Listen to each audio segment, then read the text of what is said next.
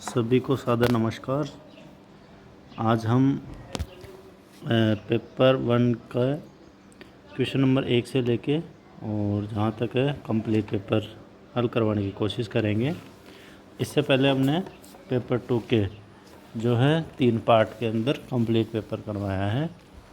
आज हम पेपर 1 को कंप्लीट करवाएंगे। साथियों, क्वेश्चन नंबर 1 देखते हैं पेपर 1 का। Which of the following is not component of national mission of libraries, है ना। नेशनल मिशन ऑफ लाइब्रेरीज का upgradation of library provided service to the public, है ना। तो इसका कौन सा घटक नहीं है ये पूछा है ना। तो creation of national virtual library of India इसका घटक है। Setting up national mission of libraries model libraries, है ना, ये भी इसका घटक है। कैपेसिटी बिल्डिंग भी इसका घटक है। लेकिन कंस्ट्रक्शन ऑफ लाइब्रेरी बिल्डिंग इसका घटक नहीं है और क्वेश्चन में पूछ रहा है कि नहीं है, तो सही जवाब हो जाएगा ऑप्शन नंबर 4। आगे question number 2, which of the following is the nodal agency for the national mission of libraries. तो ये जो नेशनल मिशन ऑफ लाइब्रेरीज है इसके लिए नोडल एजेंसी कौन सी है, तो ये है RRRLF यानी राजा राम मोहन लाइब्रेरी फाउंडेशन, है ना। ऑप्शन नंबर 3 बिल्कुल सही जवाब हो जाएगा। क्वेश्चन नंबर 3, तो क्वेश्चन नंबर 3 है लिस्ट 1 और लिस्ट 2 को मैच करना है। तो DOAJ directory of open access journal यानी कि A2 से मैच हो जाएगा। DOAB यानी directory of open access books यानी B1 से मैच हो जाएगा। Open DOAR open directory of, है ना, direct access resources open access resources, है ना।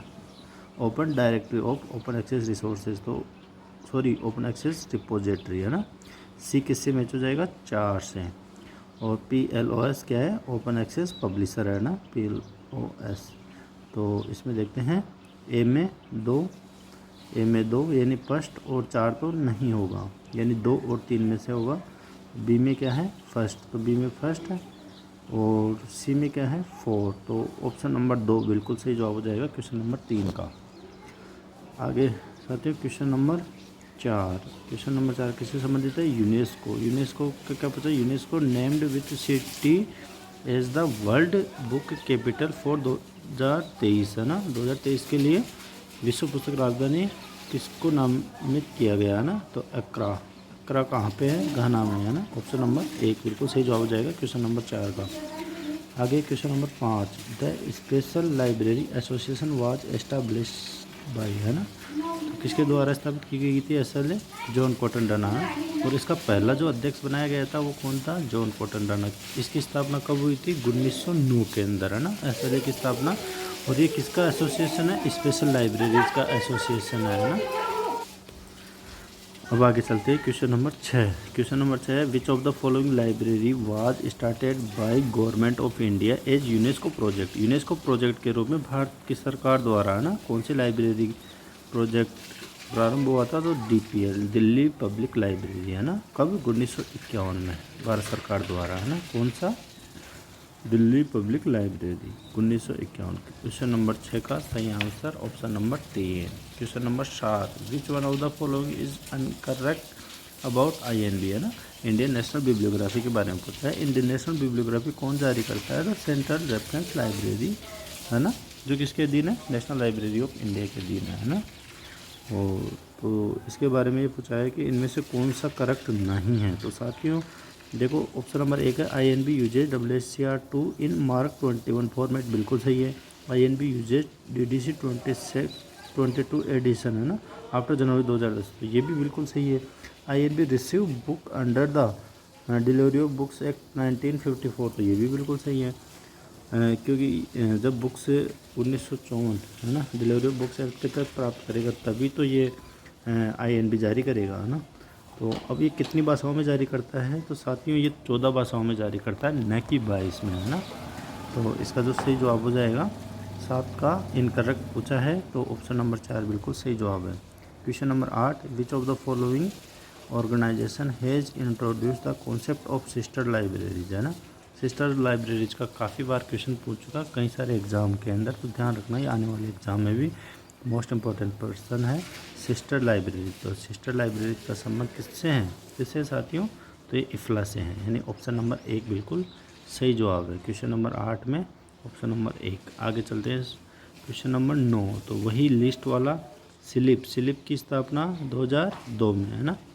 सिलिप की स्थापना कब, 2002 में। ALA की स्थापना 1876 में है ना। और अस्लीप की स्थापना कब हुई थी, तो 1924 में। और SLA की तो 1909 के अंदर है ना। तो इसका सही जवाब हो जाएगा 3, फिर 4, फिर 2 और फिर 1, यानी ऑप्शन नंबर 3। क्वेश्चन नंबर 9 का ऑप्शन नंबर 3 बिल्कुल सही जवाब है। Question number 9 option number 3। Question number 10। Arrange the following library act according to the year of enactment है ना। यानी इनकी जो स्थापना हुई थी उसका वर्ष था, उसके अनुसार इनको क्रम में जमाना था। तो सबसे पहले जो है किसकी हुई थी, उत्तर प्रदेश कब हुई, 2005-06। मणिपुर कब हुई, 1988। मिजोरम 1993 के अंदर। हरियाणा कब हुई थी, 1989। हरियाणा और केरला के साथ हुई थी 1989 में है ना। और कौन सा साथ में होता, गोवा और मिजोरम का साथ में होता 1993 के अंदर है ना। और यूपी से जस्ट पहले राजस्थान के जस्ट बाद में यूपी है ना। दोनों का लगभग साथ ही हुआ था है ना, राजस्थान और यूपी का। और गुजरात और उड़ीसा का कब हुआ था, 2001 के अंदर है ना। तो इसका जो सही जवाब होगा कौन सा होगा साथियों, तो देखो इसमें 4, यानी BDCA। तो BDCA कौन से में, BDCA ऑप्शन नंबर 4 बिल्कुल सही जवाब हो जाएगा क्वेश्चन नंबर 10 में। Question number 11। RRR was establish in which 5 year plan. तो कौन से 5 ईयर प्लान के अंदर। तो साथियों आपको एक चीज़ बता दूं कि RRRLF की स्थापना हुई थी 1972, यानी 22 मई 1972 को। कब हुई थी, 22 मई 1972 को। तो ध्यान रखना 22 मई 1972 को इसकी स्थापना हुई थी और संस्कृति मंत्रालय के अधीन हुई थी है ना। और इसका जो रजिस्ट्रेशन हुआ था वो कोलकाता का जो सोसाइटी एक्ट है 1960 है ना, उसके तहत इसकी स्थापना हुई थी। ये संस्कृति मंत्रालय के अधीन है और इसकी स्थापना 1972 में हुई थी। 1972 में कौन सी पंचवर्षीय योजना का काल था उस समय, तो उसके अंदर 4th पंचवर्षीय योजना का समय था। और साथियों अगर आपको पूछे निशांत की स्थापना, तो निशांत की स्थापना हुई थी 1977 में। और कौन सी पंचवर्षीय योजना, तो 5वीं पंचवर्षीय योजना निशांत। और एक है इनफिल्मनेट। इनफिल्मनेट की कौन सी पंचवर्षीय योजना के तहत स्थापना हुई थी, तो 7th पंचवर्षीय योजना के तहत। तो साथियों ये आप हमेशा ध्यान रखना, इन तीनों में से एक हर एग्ज़ाम में पूछता है, या तो RRRLF तो 4th, और निशांत 5th, और इनफिल्मनेट 7th पंचवर्षीय योजना। तो ये हमेशा क्वेश्चन का ध्यान रखना, ये हर एग्ज़ाम में लगभग पूछता है। आगे देखो question number 12। Which of the following agency published by the internet manifesto है ना। इंटरनेट मैनिफेस्टो कौन सा एजेंसी प्रकाशित करती है, तो इफ्ला है ना। कब इंटरनेट मैनिफेस्टो कब आया था साथियों, तो 2010 के आसपास आया था है ना। आगे देखो क्वेश्चन नंबर 13। क्वेश्चन नंबर 13 है who among the following started a librarian training program in princely state of Baroda है ना। बड़ौदा में कौन आया था, सियाजी राव गायकवाड़ तृतीय ने किसको बुलाया था, तो WA बोर्डन को ना। कब, 1910 में इन्होंने प्रारंभ किया था, 10-11 में है ना। तो ऑप्शन नंबर 2 नंबर ऑप्शन बिल्कुल सही जवाब है ना 13 नंबर क्वेश्चन का। Question number 14। Which of the following constituted working group on libraries under the chairmanship of VR Rao 1964। तो किसके अधीन था ये, पब्लिक कमीशन है ना, योजना आयोग, यानी ऑप्शन नंबर 3 बिल्कुल सही जवाब है। Which of the following award is not given by IIT LIS है ना। IIT LIS की स्थापना 1969 में। और IIT LIS का जो मुख्यालय है वो कहाँ पे है, ये पंजाब में है, पंजाब यूनिवर्सिटी के अंदर। और साथियों एक चीज़ और बता दूँ, ये जो शिक्षक संघ है ना, संकाय, इसको कई बार पूछता है कि ये किसका संघ है, तो ये जो है शिक्षकों का संघ है। और कौन से शिक्षकों का? लाइब्रेरी इंफॉर्मेशन साइंस के जो सब्जेक्ट है ना उनके शिक्षकों का संघ है, अथवा पुस्तकालय सूचना विज्ञान संकाय का संघ है ना। इन दोनों में से जो भी ऑप्शन में होता है वो इसका सही जवाब होता है साथियों।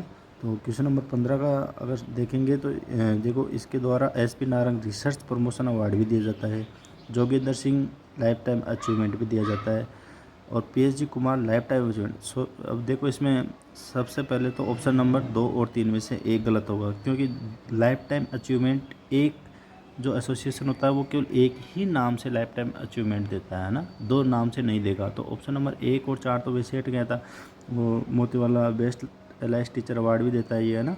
तो इन दोनों में से सही करना था। अब इन दोनों में से जोगिंदर सिंह रामदेव बिल्कुल लाइफ टाइम अचीवमेंट देता है, PSG Kumar life time achievement नहीं देता है ना। तो इसका जो सही जवाब होगा क्या होगा साथियों? क्वेश्चन नंबर 15 का ऑप्शन नंबर 3 बिल्कुल सही जवाब होगा। Question number 16, according to UNESCO what was the slogan for the world book and copyright day 2020 observe globally, है ना। तो क्या था 2020 का स्लोगन इसका? तो books a window into the world during कोविड-19, है ना। उस समय कोविड-19 आया था 2020 में। और जो विश्व पुस्तक दिवस है कॉपीराइट और कॉपीराइट डे वो 23 अप्रैल को मनाया जाता है, यानी कोविड से जस्ट बाद में। तो सीधा सा इसका सही आंसर है ऑप्शन नंबर 2, क्वेश्चन नंबर 16 का। साथियों, समय के अभाव के कारण थोड़ा स्पीड से चलेंगे अब आगे, है ना। Question number 17, United for libraries is A division of, तो किसका डिवीजन है ये? ALA का, है ना। क्वेश्चन नंबर 17 में ऑप्शन नंबर 2 बिल्कुल सही जवाब है। Question number 18, when was Melvil Dewey secretary of ALA, है ना। तो ALA के जो सेक्रेटरी थे वो कब से कब तक थे मेलविल डेवी? तो 1876 यानी इसकी स्थापना से लेके और 1890 तक, है ना। और 90 से लेके 93 तक ये थे इसके अध्यक्ष, है ना। तो ध्यान रखना। क्वेश्चन नंबर 18 में ऑप्शन नंबर 3 बिल्कुल सही जवाब है। अब question number 19, let's work together it's library is related, तो है ना। तो ये किसका है? तो ये इफ्ला वर्ल्ड लाइब्रेरी कांग्रेस जो 2023 के अंदर हुई थी, ये उसका है ना। तो question number 20, when and where world library information congress 2023, तो ये कहाँ हुई थी? रोटरडम में, है ना साथियों। ऑप्शन नंबर 2 बिल्कुल सही जवाब है। Which of the following university was the first to start a master program, तो मास्टर प्रोग्राम किसने? दिल्ली यूनिवर्सिटी में। और भारत में पहले PhD भी दिल्ली यूनिवर्सिटी में, है ना, लाइब्रेरी साइंस के अंदर। और पहली MPhil भी किसने? दिल्ली यूनिवर्सिटी में। आगे साथियों चलते हैं क्वेश्चन नंबर 22 पे। तो 22 का जो है देखो इसके अंदर सबसे पहले फिक्की 1927 में, है ना। ऑप्शन नंबर 3 बिल्कुल सही है। उसके बाद में किसकी स्थापना हुई थी साथियों? तो उसके बाद में हुई थी IIFT की, यानी एक, और फिर यूनिडो, और फिर ऑप्शन नंबर 1 बिल्कुल सही जवाब होगा। क्वेश्चन नंबर 22 के अंदर कौन सा? ऑप्शन नंबर 1 बिल्कुल सही जवाब है साथियों।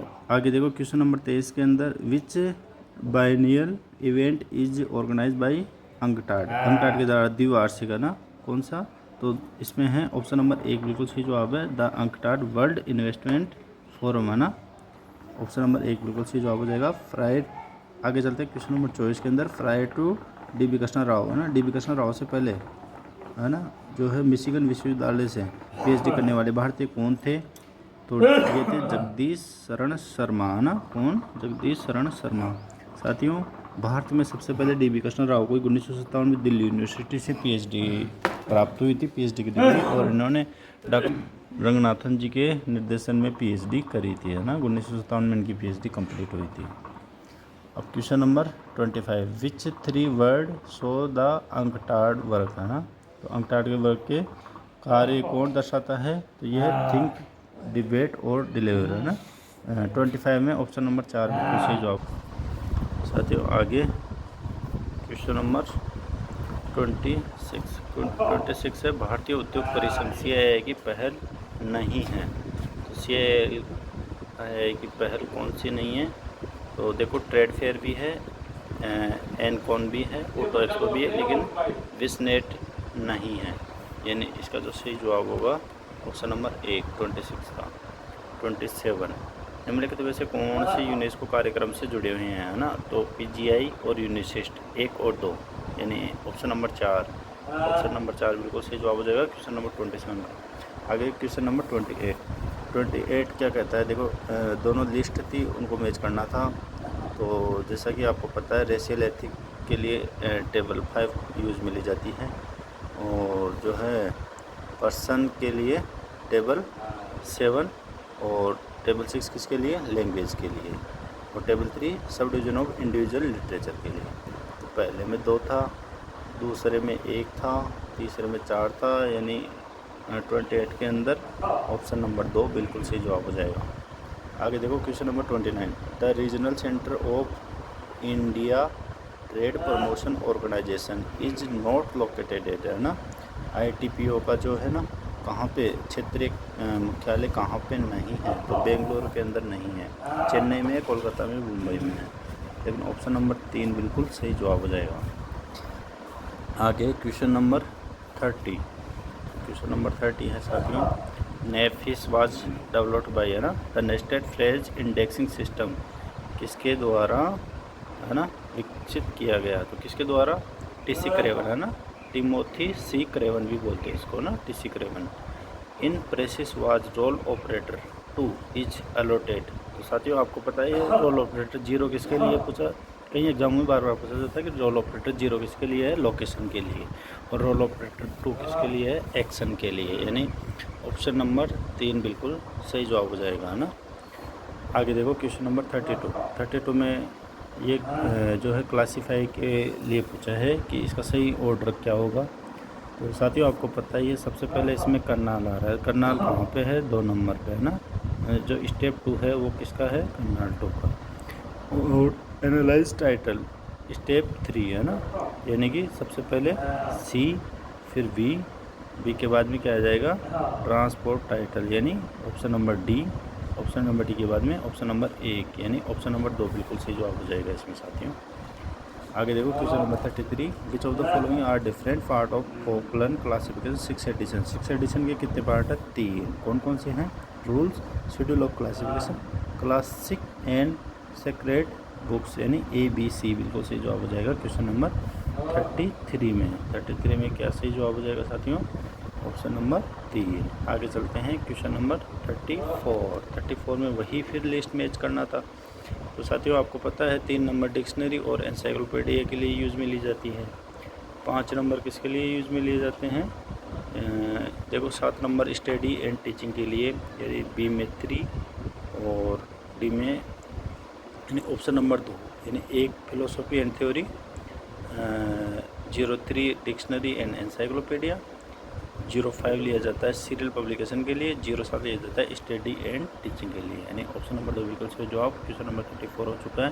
Question number 35, arrange the following section in order of main entry of dictionary catalogue, है ना? डिक्शनरी कैटलॉग का मेन जो है मेन एंट्री के जो है इन्होंने ऑर्डर पूछा है कि सही क्रम क्या होगा, है ना? तो देखो सबसे पहले क्या आती है? हेडिंग, यानी A, फिर टाइटल B, फिर नोट सेक्शन, और फिर क्या आएगा? एक्सेशन नंबर सेक्शन, है ना? ऑप्शन नंबर 2 बिल्कुल सही जवाब हो जाएगा क्वेश्चन नंबर 35 का। क्वेश्चन नंबर 36 है ना, विच of the following is not a characteristic of the Dublin core standard, है ना? डब्लिन कोर स्टैंडर्ड के लिए कौन सा नहीं है? तो देखो ऑल एलिमेंट आर ऑप्शनल, है ना? ये बिल्कुल सही है। ऑल एलिमेंट आर रिपीटेबल, ये भी बिल्कुल सही है। एन एलिमेंट में be modified by A qualifier, ये भी बिल्कुल सही है। तो कौन सा नहीं है? तो ऑप्शन नंबर 1 नहीं है ना? The core set can not be extended with further element, है ना? आगे साथियों चलते हैं question number 37, arrange the following book of doctor SR Ranganathan as per year publication year, है ना? 5 laws of library science 1931, CCC 1934, following classification 1933, prologue to library classification 1937, theory of library catalogue 1938। तो इसका जो सही क्रम है, सबसे पहले 1, फिर 3, फिर 2, और उसके बाद में ऑप्शन नंबर 4, फिर 5, यानी 37 में ऑप्शन नंबर 2 बिल्कुल सही जवाब क्या हो जाएगा इसका? Option number 2। आगे question number 38, who was the chief architect of dynamic theory of library classification. तो कौन था इसका? SR रंगनाथन, है ना, एस आर रंगनाथन और उनके जो साथी थे उन्होंने ही dynamic theory of library classification दी थी, है ना। आगे चलो 1939 में गांधीयाना किससे संबंधित है? क्लस्टर से। Biophysics fusion, research methodology distillation और ह्यूमैनिटीज एग्लोमेरेशन, यानी इसका बिल्कुल सही जवाब हो जाएगा एक में 4, बी में 1, सी में 2, यानी ऑप्शन नंबर 2, है ना। 39 में ऑप्शन नंबर 2 बिल्कुल सही जवाब है। आगे चलो क्वेश्चन नंबर 40, PERT के बारे में पूछा था। PERT क्या है ना, एक है तो क्या है ये? स्टैटिस्टिकल टेक्निक है ना साथियों। ये program evaluation and review technique, इसमें किसी भी जो है संस्था के अंदर उसका प्रोग्राम इवैल्यूएशन करने की ये एक तकनीक है। और एक कैसी तकनीक है? तो सांख्यिकी तकनीक है साथियों इसमें, है ना। इसमें ज़्यादा कुछ नहीं था कि ये किस तरह की तकनीक है, तो ये सांख्यिकी है ना, जो स्टैटिस्टिक्स डेटा होता है उसके द्वारा ही इसमें को रिव्यू करने की, है ना, रिव्यू करने की एक टेक्निक है। तो जो है 40 नंबर क्वेश्चन में ऑप्शन नंबर 1 बिल्कुल सही जवाब हो जाएगा। Question number 41, match the following DDC 19, है ना, क्लास नंबर। DDC 9 में लो आपको पता है किसके लिए यूज़ में लिया जाता है ना। लो कौन सी है? मेन क्लास सोशल साइंस की कौन सी है? तो 300। तो लो किसका है? 340 का, है ना। इसके अलावा एथिक्स किसका है? 170 का। Psychology 150, bibliography 010। तो इसमें क्या हो जाएगा? 1 में 2, 2 में 1, और सी के अंदर 3 और डी के अंदर 4, यानी ऑप्शन नंबर 1 बिल्कुल सही जवाब हो जाएगा क्वेश्चन नंबर 41 के अंदर। 42, in main class all literature of classification P4 represent. P4 के लिए पूछा था, साथ ही P4 के लिए क्या है? वर्क फैसेट, है ना। ऑप्शन नंबर 2 बिल्कुल सही जवाब हो जाएगा। P1 के लिए क्या यूज में लिया जाता है? Language facet. P2 के लिए फॉर्म फैसेट, P3 के लिए ऑथर फैसेट और P4 के लिए वर्क फैसेट, है ना। चारों ध्यान रखना।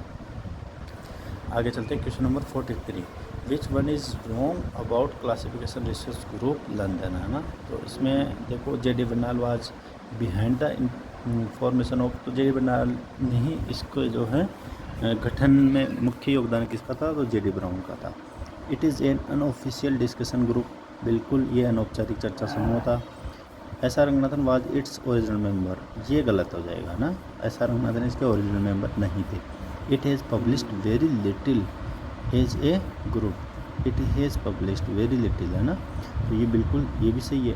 अब साथियों इसमें एस आर रंगनाथन क्यों होगा? क्योंकि 1966 की स्थापना हुई थी 51-52 में, है ना, 1951-52 में। और 1951-52 में क्या एस आर रंगनाथन जी लंदन में थे? क्या नहीं थे। लंदन में कब थे एस आर रंगनाथन जी? तो एस आर रंगनाथन जी लंदन में थे 1924 को। ये बिल्कुल थोड़ा सा दिमाग लगाने की आवश्यकता थी इस क्वेश्चन में। तो 43 में क्या हो जाएगा? 3 number answer. In which edition of DDC alphabetical device was used first time, तो सबसे पहला पूछा था इसमें, है ना, अल्फ़ाबेटिकल डिवाइस का प्रयोग। तो 14वीं एडिशन, जिसमें दशा संबंध का भी, अगर दशा संबंध का पूछा जाए, फेज रिलेशन सबसे पहले DDC में कब प्रयोग किया गया था? तो वो भी 14वें संस्करण में, है ना। तो 44 में क्या आंसर हो जाएगा? ऑप्शन नंबर 3 सही जवाब है। आगे चलते हैं 45 पूछा है, which of the following subject indexing system are use for artificial intelligence technique, है ना। कौन सी तकनीक आर्टिफिशियल इंटेलिजेंस के लिए यूज़ में आ रही है? तो इसमें साथियों NLP आधारित विषय अनुक्रमण प्रणाली भी यूज में है, knowledge representation based subject indexing system भी है, expert system based subject index भी है, लेकिन की टर्म अल्फ़ाबेटिकल इंडेक्स सिस्टम नहीं है, यानी 1, 2 और 3, यानी ऑप्शन नंबर 2 बिल्कुल सही जवाब हो जाएगा। क्वेश्चन नंबर जो है 45 में ऑप्शन नंबर 2 बिल्कुल सही जवाब हो जाएगा। आगे साथियों question number 46, which MARC 20 tag belong to electronic location and access for electronic resources, तो इसके अंदर 856 है ना। सही जवाब क्या हो जाएगा? Option number 4। आगे चलते हैं 47, विच one of the following is incorrect about Popsy. Popsy के लिए गलत कौन सा है? तो इसकी स्थापना जी भट्टाचार्य ने ही की थी, बिल्कुल सही है। 19 कब की थी? 64 में, है ना। Stand for postulate based formulated subject indexing, ये भी सही है। बेस्ड ऑन क्लास नंबर ये नहीं है, क्योंकि ये एक स्वतंत्र है ना, जो है स्वतंत्र इंडेक्सिंग सिस्टम है, ये क्लास नंबर पे बेस्ड नहीं है। Based on postulate and principle, ये भी बिल्कुल सही है। तो इसका सही जवाब हो जाएगा ऑप्शन नंबर 3। 47 हो गया। अब चलते हैं 48।